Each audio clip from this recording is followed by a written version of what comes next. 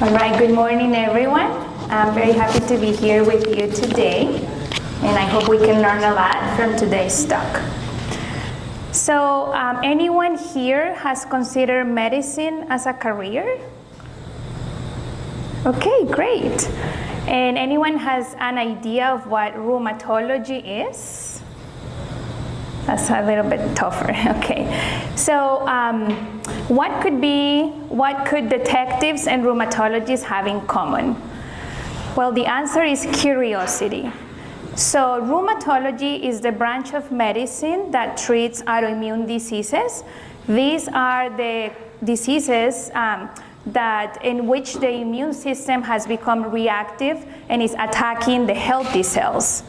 So as rheumatologists, we actually have to be detectives in medicine and pay close attention to the clues and any small details from the patient's cases in order to get to an appropriate diagnosis. These autoimmune conditions affect multiple organs, and they can actually cause organ damage. So these conditions need early treatment. And let me start with a mystery case. So this is the case of the vanishing energy. Clue number 1, the tire track star.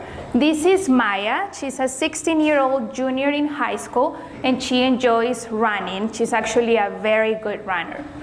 But over the past month, she's been feeling very tired, very fatigued. She cannot even run 100 meters anymore. Clue number 2, a mysterious rash appears. Over the next month, she starts noticing a red rash over her cheeks and the bridge of her nose, and it seems to get worse when she's out on the sun. Clue number 3, the joints whisper a secret. And then over the next few weeks, she starts developing pain in her joints of her hands and the knees with swelling and stiffness, to the point that she cannot even tie her shoes anymore. Clue number 4, labs don't lie.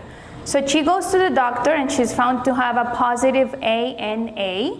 This stands for anti-nuclear antibody, and it's a protein that the immune system is making to attack the nucleus or the center of her cells.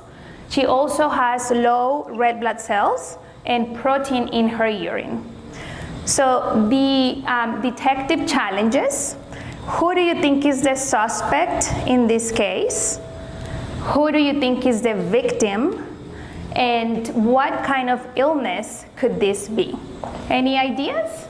Okay, so we're gonna learn about what this case could be throughout the talk. So by the end of the talk, we'll be able to solve it. And this is just a summary of what we're going to discuss today. So as mentioned before, I'm originally from Colombia, and ever since I was a little kid, I always had a passion for service. I used to get involved in community groups, and I really enjoyed biology and chemistry during middle and high school. And my dream was to make a positive impact through my career and be able to help people. So that led me to choose medicine, and I graduated in 2009 in Colombia, and then moved to the United States, where I started my internal medicine residency at Mount Sinai Medical Center in Miami. That was for 3 years. During that time, I started doing electives in different specialties, one of them being rheumatology, and I really fell in love with rheumatology. So I applied for the fellowship, and I got admitted to the University of Texas in Houston, and that was a 2-year-long program. And I graduated in 2016. I started to work as a rheumatologist in 2016 in Gainesville with the University of Florida. And then I was in Miami for about a year, and then in Daytona Beach for about a year as well, before coming to Central Florida, where I decided to open my own independent practice by the name of Rheumatology Plus, which is located in Claremont. In our clinic, we strive to treat patients, with all the values that are most important for us, which are kindness, integrity, respect, and honesty.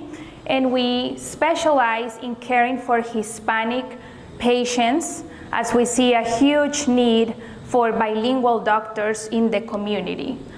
We also try to have a good communication skills with our patients and treat them with compassion and care. Rheumatology Plus has been a blessing in many ways. It has helped to create job opportunities for other people. So besides the doctor, we have a medical assistant, an administrator, a biller, an accountant, and we have a call center with 2 staff members. We see patients that are in need for rheumatology consultations, and that could be in person or via telemedicine. And we actually see nearly 2 out of every 3 patients in our practice actually prefer care in Spanish. So this highlights the importance of offering bilingual and culturally competent services.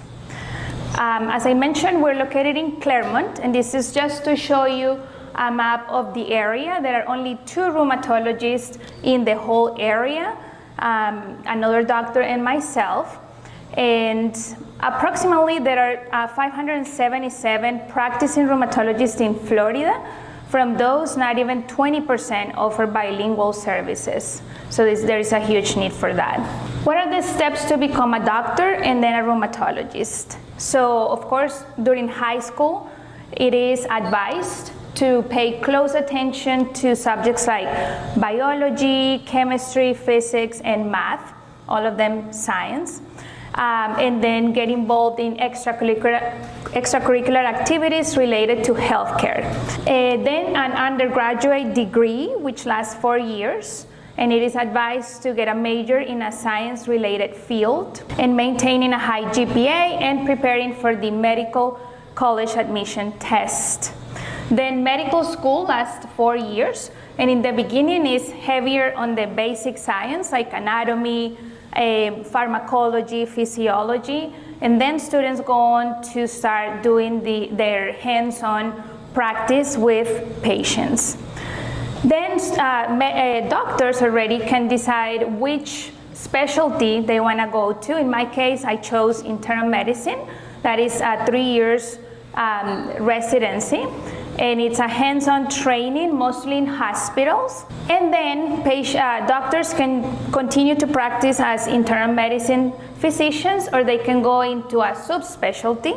So in this case, I chose rheumatology, and we specialize in autoimmune diseases and musculoskeletal disorders.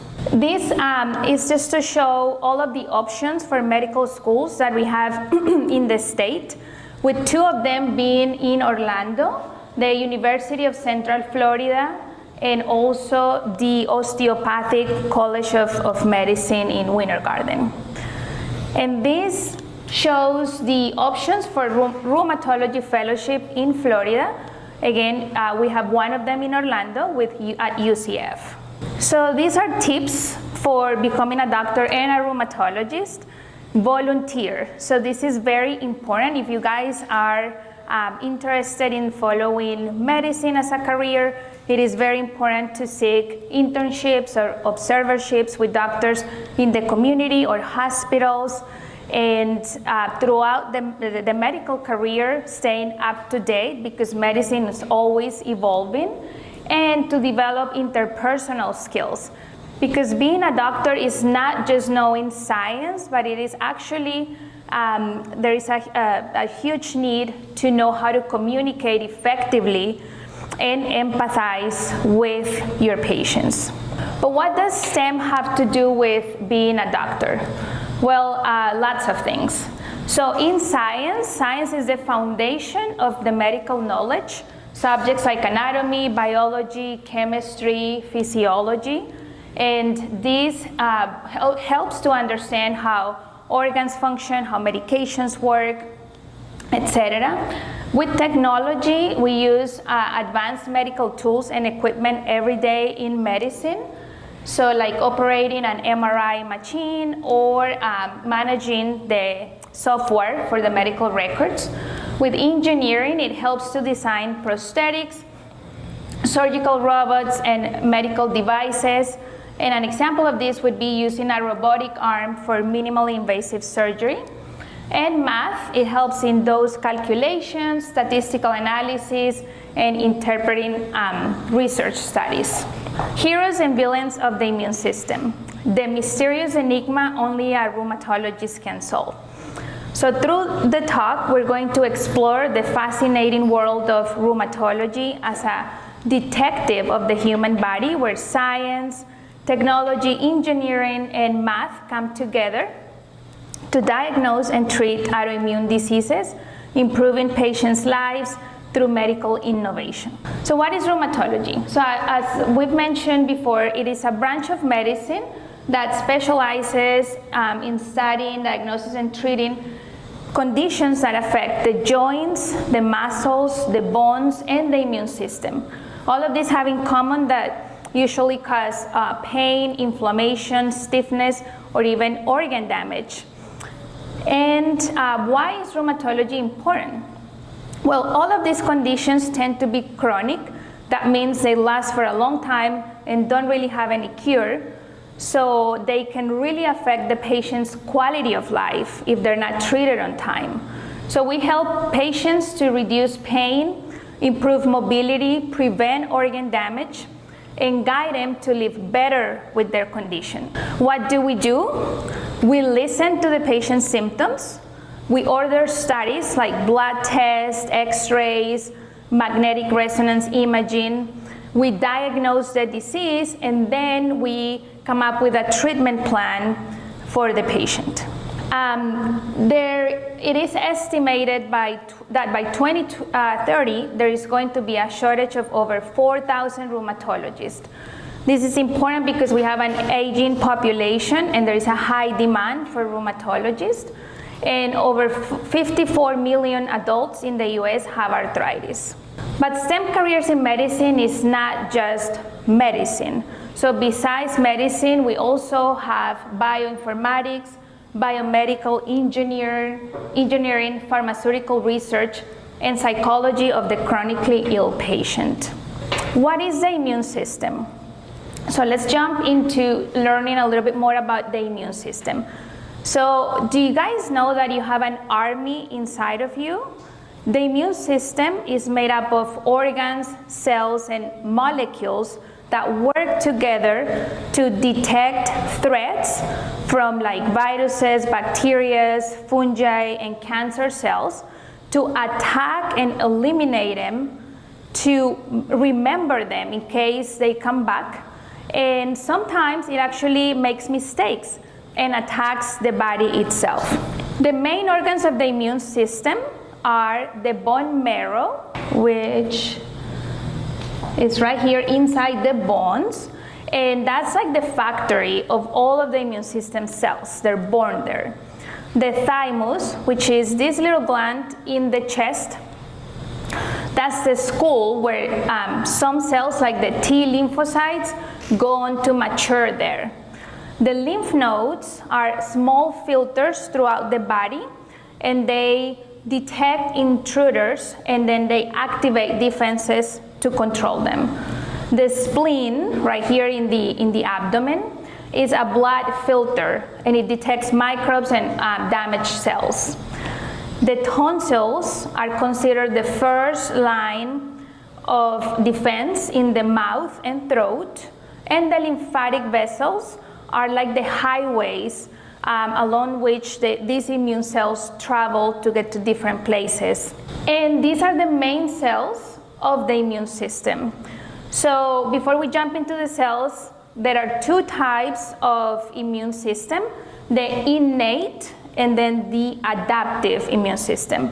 So for the innate immune system, we can think of it as the rapid responders. So it's non-specific, but it's very fast. The adaptive immune system is much slower, but it's much more specific. So it customizes the response to whatever is attacking the body. So in the innate immune system, the main cells are the macrophages, which are considered invader eaters. They engulf anything that should not be there, and these are the macrophages. The neutrophils, these little guys here, are like the rapid response troops. They go straight to the problem area and start releasing inflammatory chemicals to attract more cells. The natural killer cells, they're considered the snipers. They kill infected or cancerous cells. And the dendritic cells are more like messengers. They carry information about the enemy to the lymphocytes, and they make that bridge between the innate and the adaptive immune system. For the adaptive immune system, the main cells are the T lymphocytes, and these are like the detectives. They search for infected cells and destroy them.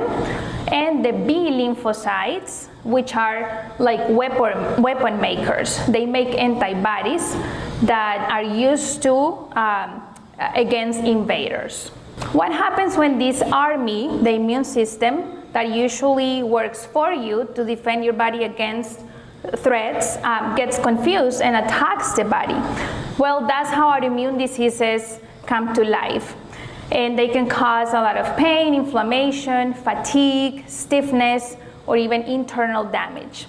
Some of these autoimmune diseases are rheumatoid arthritis, lupus, and there are other conditions that we also treat that are not autoimmune but more inflammatory, like ankylosing spondylitis, gout, amongst others. Rheumatoid arthritis. So in this condition, the immune system actually attacks the joints, and it causes joint pain, inflammation, stiffness, and it can lead to deformities if it's not treated on time.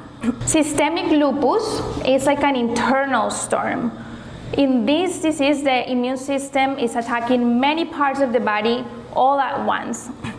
And the most commonly involved organs are the skin, causing this so-called butterfly rash, which you can see here, is over the cheeks and the bridge of the nose, the kidneys, the joints, the lungs, and it can even attack the brain as well.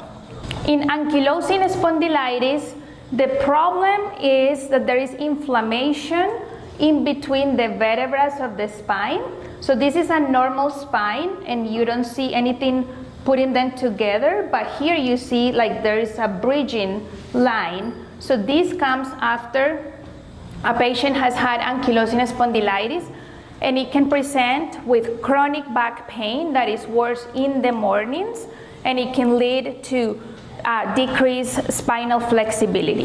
In Sjogren's syndrome, the immune system attacks the glands that make saliva and tears. So patients usually have severe dry eyes and like a sensation of having sand in their eyes, and severe dry mouth. In gout, the problem is not the immune system attacking the joint, but it's actually an excessive amount of uric acid that is depositing in the joint space and driving all the inflammation there. So it could be very painful, and it's commonly seen in the big toe. This is actually a real patient of mine that had severe gout, and you can see these are his hands, and these look like masses, and these are called tophi, and this is like full of uric acid and lots of inflammation as well. In osteoporosis, the problem is that the bones become brittle because they start losing the mineralization. So the risk is for these patients to have a fracture, and it's more common in older women, especially after menopause. Vasculitis is considered an autoimmune attack to the vessels, to the blood vessels, which are like the highways that take the oxygen and the nutrients to the different organs of the body. So when these vessels get attacked, of course there could be pain, damage to organs like the kidneys, the skin, the brain, and a variety of symptoms as well. So just a few tips to prevent or alleviate symptoms of autoimmune diseases in patients that already have them. So the three key things are nutrition, exercise, and sleep. So eating healthy, a diet rich in fruits, vegetables, fish, nuts, and avoiding ultra-processed foods is very important because this decreases inflammation and strengthens the immune system. Having good sleep, at least 7 hours, because that's the time the body uses to repair. Regular exercise, we recommend about 4 to 5 times per week of physical activity, which improves pain, stiffness, mood, and reduces inflammation. And stress management, so using techniques like meditation, deep breathing, and things like that, because chronic stress can actually trigger autoimmune diseases. Smoking has actually been found to be a risk factor for rheumatoid arthritis and for lupus and other autoimmune diseases, so definitely avoiding smoking. And other things, maintaining an adequate vitamin D level, staying hydrated, having regular checkups, especially if patients are already diagnosed with an autoimmune disease. It is very important to be compliant with their doctor's visits, with their medications, and with their labs. And I wanted to introduce you to Kiera. She's one of my, Is there a cure for lupus, or they still don't have a cure? We still don't have, so he's asking if there is a cure for lupus. So we still don't have a cure for it.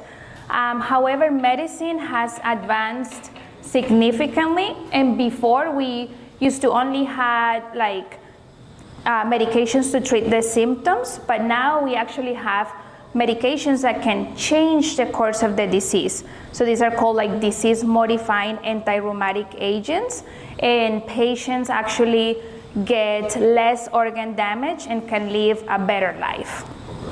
So what if the person has other conditions or medical and they can't take the medication for it? I'm sorry, can you repeat the question? Like, let's say like the person has like heart disease and some other diseases that they can't use the medication for lupus. So how would that help? So, well, because there are at least a few of them, so it's not only one. So for example, if a patient has heart disease and cannot use a specific medication, we can find another one that he can use. All right, so this is Kiera. She's one of my patients, and she kindly shared her story with us. So let's listen to her. My name is Kiera, and in April of 2024, I was diagnosed with lupus. My diagnosis came as a bit of a shock. It was bittersweet. I had been experiencing a lot of symptoms that I really didn't know what they were. So to finally get a diagnosis was very helpful. I will say people with lupus can look pretty normal. You would never really know they have lupus because it is such an invisible disease is what they call it. But I personally experience extreme fatigue. I can sleep for 10 plus hours and I will still be extremely tired. So even in the days that I have to go to work, I'm extremely tired, very hard to focus, very hard to get out of bed, and I just go about my day. A lot of people don't even really realize it unless you say something. Even with the joint pain, it's one of those things that people can't see that, but you feel it, and you still push through and do what you have to do. However, it's also all about really paying attention to your body. I know when my body reaches its point where I just need to rest, and it's okay to reach out to your employer or whoever and just let them know that I'm really experiencing some symptoms and I think I need some time off. I will say, with speaking with Dr. Otero, we have finally been able to get a treatment plan that works for me. So I take Plaquenil twice a day, and I take a Benlysta injection once a week. Those help manage my symptoms as well as minimize my symptoms. So I still have symptoms. It's just with the medication, it helps to lessen the symptoms, except when I'm in a flare, which can happen. That's when your symptoms are increased. And I have my blood work done every 3 months. And that is how Dr. Otero tracks my lupus and makes sure that I am on track and not having any type of lupus crisis. So I am forever grateful to her. Okay, so just to finish the talk, just a quick question. Anybody, if you wanna raise your hands. How much do you know about the immune system? So which immune cell produces antibodies? So who votes for A, neutrophil, B, lymphocytes, C, macrophages, or D, dendritic cells? Okay. What? Okay. So the one that produces antibodies is the B lymphocyte. And which of these cells eats microbes and cell debris? Macrophages, B lymphocytes, platelets, or erythrocytes? Any ideas? A, macrophage. Very good. And just one quiz question about the autoimmune diseases. So which of these symptoms is characteristic of lupus? Sore throat and cough, fever every 30 minutes, a butterfly-shaped rash on the face, or hair loss due to exam stress? C, butterfly-shaped rash on the face. Very good. So medicine is not just about treating patients. It is applying science every day using technology, relying on engineering, and doing calculations with precision. Being a doctor is being STEM in action. Are you ready to make a difference and improve lives every day? Thank you so much.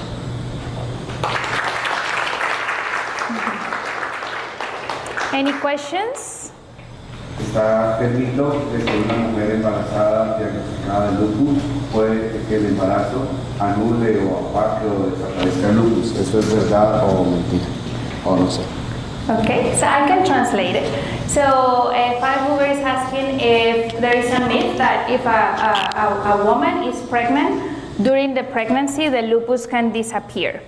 So that is not true. Actually, sometimes during pregnancy, lupus can get worse because there is another human being being developed, and sometimes that really triggers the immune system to be more reactive. So there is like high risk of miscarriages and complications through the pregnancy, and even depending on what antibodies that patient has, then there could be a risk for neonatal lupus. That means the baby can have lupus as well. Yes? How many years of school did you go through? 13. Does lupus get worse with age? With age? So he's asking if lupus gets worse with age. So that's a very good question. So lupus is more commonly seen in women. So 9 out of 10 patients with lupus are women, and usually between the ages of 15 and 45. So that's like the peak. So it doesn't get worse with age.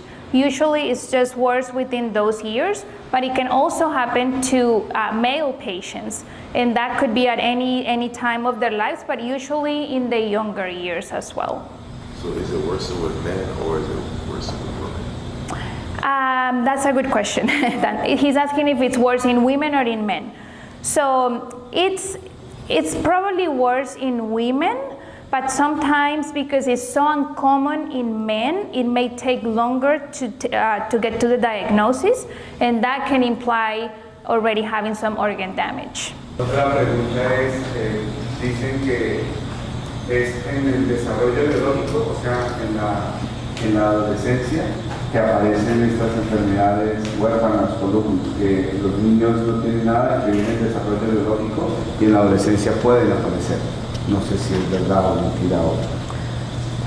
So he's asking if these autoimmune conditions usually appear during adolescence. So this could be the case for lupus in particular. There is a link or an association with estrogens in lupus. So that's why it's much more common in women, and it's much more common between the ages of 15 and 45, and really rare after menopause. So yes, some of these conditions, especially lupus, can actually appear during teenage years. Any other questions? Okay, thank you so much. You mentioned that it takes a long time to go to school, but can you talk Hello. You mentioned that it takes a long time to go to school to become a doctor. Can you talk a little bit about your experience and whether it was worth it or not? And I assume it's worth it, but can you explain to them? Yes, of course. So yes, it does take a long time to become a doctor. So my experience is, it is totally worth it if it's a passion that the person has, and it's like combining, you know, all the science with a desire to help people. Because the reality is, it is hard. So it's a career that I wouldn't say it's like a sacrificed life, but it does require a lot of time invested in going through the studies, taking lots of tests. It is expensive as well. So it's, yes, so all of those things are really worth it if it's, you know, that combination of a love for science and a love for helping people. And that's ultimately the rewards when you're actually in front of the patient and you can help that patient. That's like priceless. Okay, so we have 3 hands-on activities. We're going to have one table looking at some slides using the microscope, and then we're going to have a table in which you can create your own immune cell with Play-Doh and some fidget toys, and go through some STEM clinical cases as well. So we're going to split in probably 3 groups and rotate through the tables. Thank you.